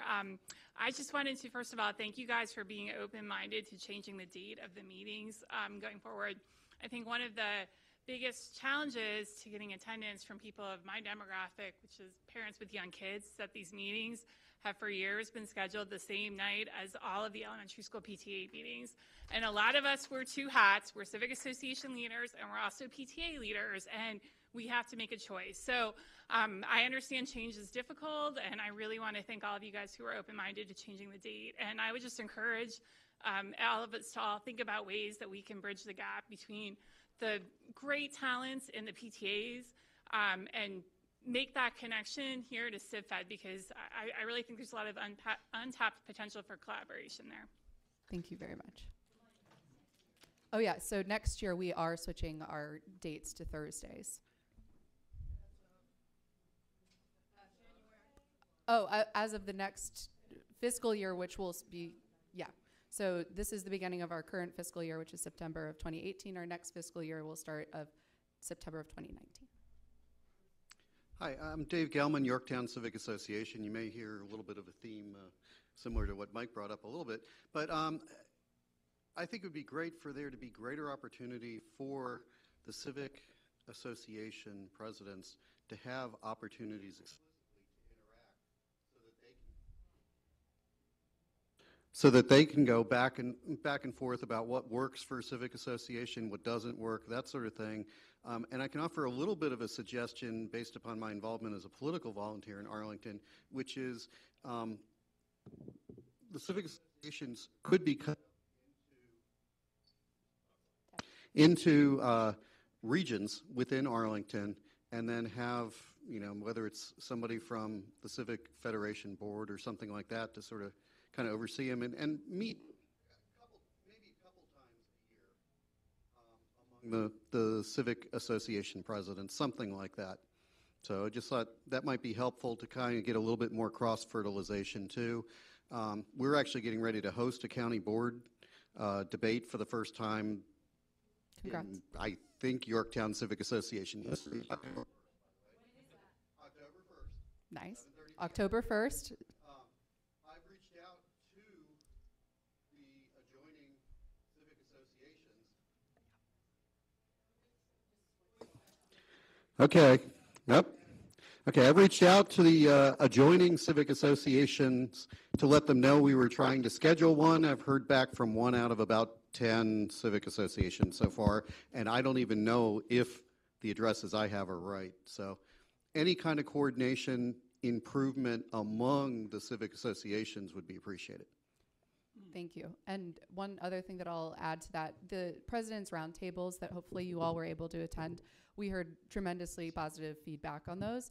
And so we are going to continue to engage with the Arlington County to try to create that forum for engagement. And so if you would go outside, there are these flyers for Energize Arlington every Thursday of the month of October. We're going to be holding similar forums, and we're going to be coordinating that with the county, and it'll be open to presidents, but we'll also send it to other civic leaders, much as other parts of our membership, for example, like the League of Women Voters.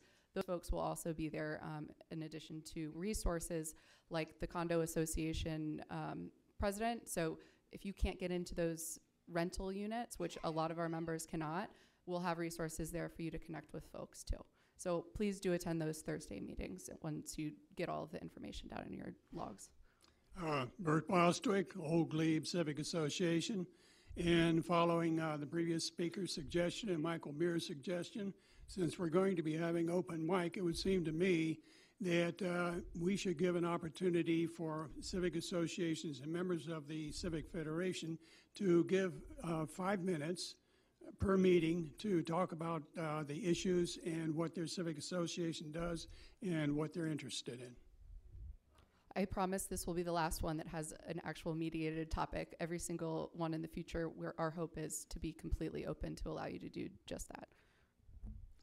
Hello, my name is Eric Castle with Crystal City Civic Association. My question is, I don't know if there is such a thing, but is there such a thing as best practice for civic associations? That might be really helpful, because I know, for example, 4 years ago we had a really good candidate forum. And I don't know if those lessons are transformed to anyone else, but that's just a question. I don't know if I haven't heard of seen them, and it would be really nice to have, to be able to build on successes. And that was part of our discussion, and so thank you for adding that as something that you think is important, because we discussed that. That's something that Energize Arlington, we're hoping to get out of that as a tangible product that we can give all of our members. So you have a textbook, and a change of leadership is always really hard in a nonprofit and volunteer association, and so handing off the presidency, for example, is a cumbersome task, and we want to make that as easy and fluid as possible. So thank you for emphasizing that as a point. Hi. Hi, my name is Renee Greenwell, and I'm a delegate from the NOC Civic Association in South Arlington.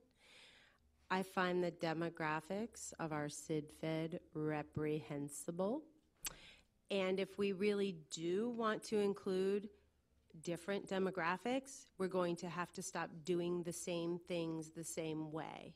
So including online options for instance, people who have children that don't have childcare on these evenings, or people that work in their second shift jobs and just have a half an hour before they eat so they can get in, things like that, and publishing an actual time-driven agenda ahead of time, I think would be hugely helpful. I would also like it to be a way to reach out to these people to ask them what would help them be engaged. And I don't think we do that well. What are, for example, some ways that you would think that might be, what ways could we do that better? So I don't Online. see Facebook Live events. Okay. I don't, and I am not a technophile. I'm a realtor, so anything like that, I got to pay somebody to do. But we have this group of older teenagers that film these things and know way more of the grams and the snaps and the whatevers, right? So let's ask them. Great. Awesome. Thank you. Thank you. Thank you. My name is Nitagis Karantonis. I'm with the Columbia Heights Civic Association of Columbia Pike, of course. One footnote, we have more than civic associations, the Civic Federation, there is a host of organizations, civic organizations, nonprofits, minority representation groups, etc. I do believe that they are not given enough protagonism during the year, and I think that a focused effort has to be undertaken to recover that. Maybe organizing a first nonprofit roundtable, a jamboree of our non-civic association members, so that we can foster a better dialogue between the civic and the civic organized part of our society. Thank you. Thank you. That is something that we're even going a little bit further. We're going civic associations that are, apartment renter based. We're going apartments that are HOA based, more single family units, and then completely separately thinking about how do we engage with these third party groups that are more advocacy based. So that's a wonderful idea. And if you have any ideas of how we might actually be able to be more attractive to those folks, please do let us know. Hey. Hi, Randy Swart from Barcroft School and Civic League. When I was president of this organization 18 years ago, we tried to attack the diversity problem as we looked around the room, and what do you know, most of the faces are white, and most of them are about my age, or the age that I was then. So we concluded that we're a representative organization, and that the way to do that would have to be to work with the members of the Federation. If you want to have a diverse group here in this room, you have to have people from the civic associations sending you a diverse group of delegates and alternates. So that's a fundamental thing. The second thing is on the the very first speaker from Yorktown. On Long Columbia Pike, there's something called the Columbia Pike Presidents Group. They meet at CPRO about once a month and talk about problems that people have in that demographic, in that area. So rather than the Federation trying to organize patchworks, I would suggest that people could get together, find a sponsoring organization where you can meet, and maybe once a month on a Saturday, the way the Columbia Pike Presidents Group does, get together for coffee and donuts and talk about common problems. Thank you. Sarah Shortall, Waverly Hills. I have an idea that I have posed to the board, and I'm hoping that they might like to take it up, and that is we can have open mic nights here and people come up and give their ideas, but if you don't, or if your association doesn't come to the meeting, then there's just no involvement. My suggestion has been that we have 9 people on the board and roughly 80 organizations, that we divide the organizations among the board, and that the board members have some responsibility to interact with those associations, provide you with information, tell you what is going on here. Attend one or two of your meetings a year. I know that puts more work on us, but that shows a communication both ways. So I would like to also try to suggest that we get out to you and we find out on the local level, meeting in your organizations possible, what is it that you need from us as well. I think that will enhance the communication. I think that will also strengthen the organizations. For example, this last year I've been working with 2 organizations on their bylaws. I'd be more than willing to do that with others as well. But I mean, that's not the only thing. Nicole is an expert in economic development and communications, and she could be giving that service to the organizations that you come from too. So that's one of my suggestions, that we need to come to you, not expect that you're always coming to us. Thank you, Sarah. Woo. One more for Michael. Michael Beer again, Maywood. Sorry, I'm talking so much. I'm very proud of the fact that the Civic Federation here is not an entity of any government, that we live in a society where we can actually have a civil society and civic society. I find the Pledge of Allegiance to be a fascist allegiance that's very exclusive and not welcoming.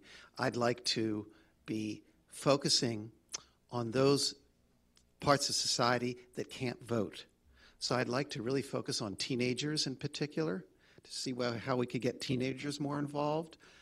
And I'd also like to focus on the fact that we have an enormous number, 10%, 15% foreign-born, and many, many, many people on green cards, internationals who live here, who lived here for decades, but don't have a way of having input. And I think the Civic Federation could focus on these very, very large populations that the government they're excluded from participation. Thank you. All right, last one. We'll make it kind of brief. Apparently, we have 5 minutes till we get shut down. Okay. I'm Alexander Boshin from Highview Park. I think the Civic Federation is great. I love the whole PTA changing the time and date. But I think one thing is that communities or civic associations need to know what the Civic Federation can do for them. I think that's... I don't know. Especially towards me. I think that the Civic Federation, one of the big issue, or one of the things is, what can you do for the different civic association? I think people want to know, instead for just coming here and venting their concerns, what can the Civic Federation, how can they actually address those concerns? How can they actually help? What can you do for me? Like for my community, and how can you outreach? So just coming and talking to me, I also need to understand what I gain from it or what I can obtain from it. And I think that's with every civic association, because what happens is that when we call the county as a civic association who might have a problem or an issue, they say, go to the Civic Federation. Civic Federation's like, I don't know if I actually handle that. So it's one of those things that we have to be more in sync of what the limitations and what can and cannot be done. Okay. Thank you. All right. So hopefully you guys enjoyed that process just a little bit. Next time we will not have a targeted discussion. It'll be open so we can hear community feedback and try to base our discussions moving forward and our programming based on what you guys actually want to hear. So our next board meeting, if you guys would like to come, we encourage committee chairs to come. But if all delegates are welcome, that'll be, as always, at the fire station number 2. And the next general meeting will be October 2nd. Right here, and we need to have your newsletter submissions by September 20th. Old business. Pardon? Oh, sure. September 9th. So that's this Sunday. That's the one right across the street from ATS. Arlington Traditional School. Sorry, I went to ATS, so I'm like, get all my jargon. So, new business. Jay Wind will be presenting a resolution.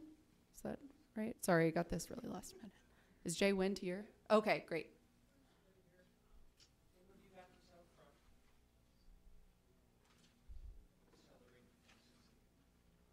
One of the things that we also are going to be reviewing is, like I mentioned, the efficacy of our advocacy organization in that process and what we do with resolutions to make sure that when we do a resolution, we don't just tell you that we did it, and we make sure that it has some teeth and that we get it to the right people and we present to them. And so we are hoping also the processes that we are doing for review are efficient. So if you have feedback on how we do this process, just email us as well.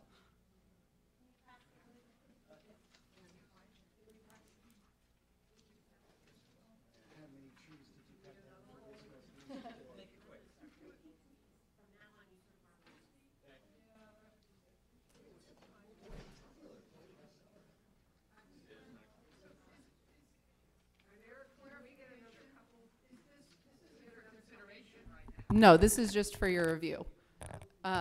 Consideration and vote is done after the vote is done after you guys are able to review it for a month.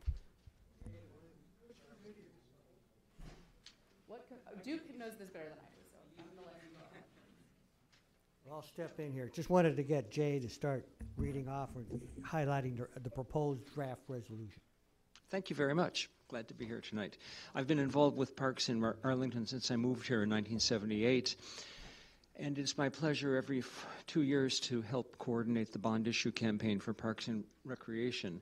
So the proposal is a motion that would go on the floor tonight, be considered over the course of the following month, and then come up for a vote perhaps at the October meeting. That's the normal process that we go through when it's not an emergency. Basically, it is a resolution in support of park bonds, rather than read all the whereases, although some of them are very, very good. Whereas the $30,330,000 proposed bond issue for the November 2018 ballot will fund a variety of parks recreation projects, including $16 million for Jenny Dean Park, in addition to the Trail Modernization Program, Roslyn Highlands Park, land acquisition, playgrounds, fields, courts, and other park infrastructure improvements. Therefore, be it resolved by the, I think I've got the short version. There we go. Yeah, there we go. Be it resolved by the Arlington County Civic Federation that we support the bond issue and urge all voters to vote yes, and we ask Arlington County Board to continue substantial investment in parkland acquisition. Thank you all for the opportunity to present this tonight. Are questions in order, sir? Have any questions? What I, as president, now do is delegate this to the committee. So this will go to the Park and Recreation Committee for evaluation and review. More than likely, this will mean that the language might get tweaked. A couple of the whereases might be looked over, and then a revised. And also to a Reverend Expenditure Committee. Thank you, Bert. So we will bring forth for the next meeting, whatever the final, language will be for the, for the resolution. Shall I take a question? Question we have over here. Why at the very first paragraph after the source that lists an estimated cost of $29,330,000, and then down under the attachment B question it lists $30,330,000? Can you just explain that $1 million difference? Yes, the county board added $1 million for parkland acquisition at its board meeting after this was proposed. If you look closely on the back, under be it resolved by the county board, I caught the $29,330 and put in brackets increased $30,330,000, but I didn't catch it in the very first line and add the footnote. Sorry about that. Yeah, if you actually look at the document, you'll see that 29 is hand scratched out and 30 is put in its place. It's really quite amusing. Other questions? Thank you very much for consideration, sir. Okay, you're welcome. Nicole, you want me to finish this out? Okay, because the next thing is, should we adjourn? Okay, and before adjourning, I wanted to give a thank you to Nicole and to Lois for their efforts this evening. Thank you.